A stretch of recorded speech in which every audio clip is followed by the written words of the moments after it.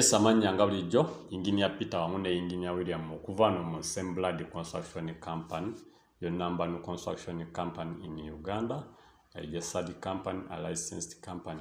Company yavaayo wano online okubanga ebasomesa ng'ebazibula amaaso ng'ebawa update ku bikwatagana n'okuzimba.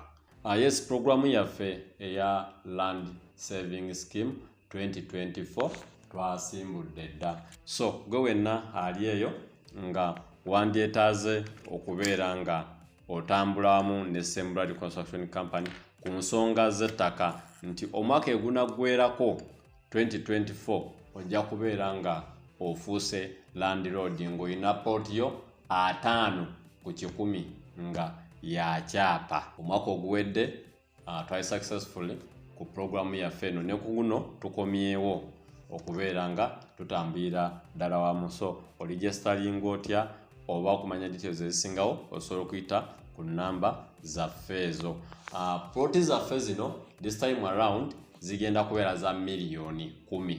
Omwaka oguwedde programu yali ku miliyoni 8. Ensonga lwaki ku luno akasente keyongeddemu, mukimanyi bulungi nti ettaka mu Uganda ano currently kyekimu ku byettunzi liri katale baliri ku demand. So manya ebbeeyi buli lukya erinnya. So yensonga egyentera bagamba ku nsonga z'ettaka nti mwe bankuba kyeyo mwabasingidde ddala okuleeta demand eno, wabuli afuluma Uganda kyasookebwako ddala kwe kubeera ng'akola ki, agulayo kapoloti. So buli mwaka kati oguyita ewantu wagula miliyoni 10 weesanga kati oli mu miliyoni 12, oli mu miliyoni 13, 14, naye nga oli wagulawo miliyoni 10. So ensonga z'ettaka temuzizanyiramu. Woba oyina wosobola oteeka akasente oba osobola okugula akataka kali mu makubo matuufu, gula, kuba buli lukedde lirinnya value. So ettaka lyaffe lino ligenda kuba lya miliyoni 10. So kibategeeza buli mwezi ojja kubeera mu mitwalo nga 8 mu 3 8 mu 4. So kati goli wa ddembe nti oba emyezi 2 nze ndeete lumu kakadde oba bukadde 2 oba omwezi ndeete obukadde 3, as long as nti we tunaatuukira mu December nga sente zaffe ezo ziweddeyo, oba tunaatuukira mu Gwomukaaga nga at least half yazo ozikoze ki, oziwezezza. Gwe wojoyininga mu February, mu March, oba olina okubeera nga oteekayo ne ziri enkadde. Tekiriiko nti ffena tulina tandikira mu January. Okuligistalinga kuli open. So ettaka yaffe lino ligenda kubeera ku era ku Mityana Road. Yes, once again Engineer Peter wamu ne Engineer William okuva mu Assembled Construction Company nga wenabasuubiza okuba nga mbawa quotation, or as I promised okuba quotation eya project yaffe eno. Wansi waliyo maduuka ne first floor nayo maduuka, waggulu waliyo rentals.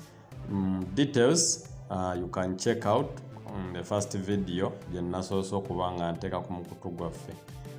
Then wano tugenda kwa tudiscussinga ku material era nga weeri enkola yaffe. Quotation zonna ku any project tuzikotinga mu parts. Tetutera kuwa kintu kya mulundi gumu kuba tuba tugezaako okuba nti tukwagazisa osobola okuba nti olina wootandikira ekintu n'ekibanga kinene naye olina engeri gy'osobola okuba nga okikola ki, okikwata mpola mpola. So n'olw'ensonga eyo quotation yaffe oba material gwe twetaaga ku project eno, since any project tutandika na foundation like kuzina ennyumba eza flat oba wenna agenda ozimba ekizimbe nga kuliko kino kye kituulako. Part esooka y'okubanga okola ku kibayita foundation. Material yaffe ge twetaaga wano tutandika n'omusenyu, that is sand, like sand we need 2 forward box. Ezo nazibalaga we zifaanana. Buli motoka eri mu mitwalo 55 ku 6 oba 5. That is 550,000 or 600 or 500,000. Weeri awo. Seminti Foundation tuba tujja kwetaagayo like 140 bags, iron bars, T16 we need 20 pieces, T12 we need 62 pieces, ring R8 30 pieces, timber 4x2 20 pieces, nail 20 kg, hoop iron 6 roll, timber or 12 by 1, 80 pieces, aggregates 9 trips, Malam 7 trips, hardcore 16 trips, BRC that is HTA 120, that is 48 meters, poles 40 pieces, dump stone dust we need 3 trips, transport of material 300,000, backfilling also 300,000. That is the material gwe twetaaga okubeera nga tusettinga foundation. Foundation okubeera nga eyimiriddewo tugenda otandika okuba nga tuzimbira walls zino ezigenda okwambuka waggulu tudde ku slabs, ground floor slab, first floor slab, ng'emulaba ekizimbe bwe kifaanana. So total ya material twabazeemu wano according ku price y'omu kitundu ekyo.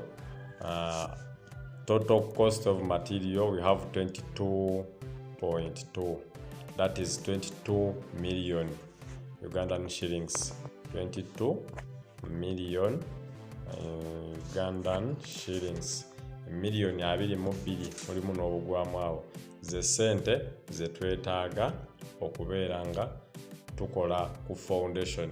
Remember foundation yebeera masterpiece oba yekulira ekizimbe kyonna, so olina okuba nga ogiwadde obugumu nga buli kyokoze kiri ku standard. So ye material cost gwe tuba sente ze twetaaga okubeera nga tugula material asobola okukola ku kizimbe. So that is foundation.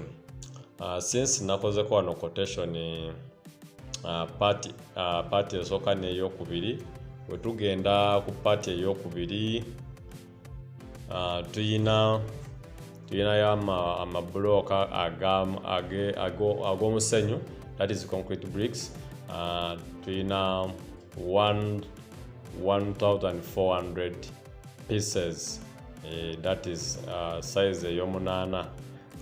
Sandi natubeera ne 2 trips, forward box cement era twetaaga 140, T16 53, T12 50, R8 70 pieces, whole blocks nawo twetaaga 530 pieces, that is max spans.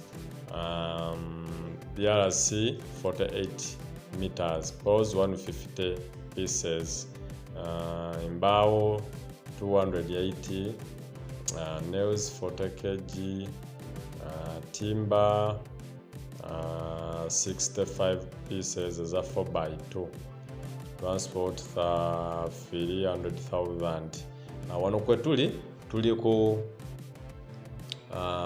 ground floor, okuraising ebisenge ku ground floor, then ne slab esooka ku ground floor. Si ku first floor, ground floor slab. Ejjukira ground floor slab tugivaako awo twalugenda kuraisinga bisenge era ebiri kwaga amaduuka agaddako. Eyo gye bandisenga first floor. So zizo quotation bbiri oba parts bbiri zensobodde okuba leero nga mbakootingira. Then tujja kudda tukootinge eya first floor slab ne raising the walls on first floor slab. Okay, so naye nga wano we tuba tutuuse ku ekijja ku material ge twetaaga, era nga toto yaffe wano tubaze miliyoni 27, 27 million material cost, 27 million. Nga prices tutunulidde nga tuli mu kifo kuba n'ennyumba zino we ziri kuba pulojekiti yaffe eno eri kifo kikulaakulanye kifo kikulaakulanye ebintu byawo bibeera bya bbeeyi mweyongeramu akasente. Remember foundation twabadde mu 22 million, then first floor and ground floor slab and raising wall tuli mu million 27 million.